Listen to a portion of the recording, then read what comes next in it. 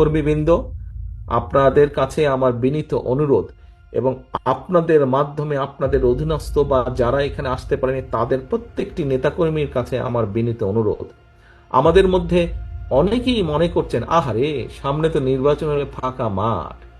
দয়া করে এই ভুলটা করবেন না, দয়া করে এই ভুলটা করবেন না। যারা ভাবছেন যে সামনে তো ফাঁকা, বিশ্বাস করুন সামনে একটি অসম্ভব শক্তিশালী অদৃশ্য দেওয়াল আপনার জন্য অপেক্ষা করছে, যেটি ভেদ করে যেতে খুব কষ্ট হবে। কাজে কেয়ারফুল, এখন থেকে সাবধান হতে হবে।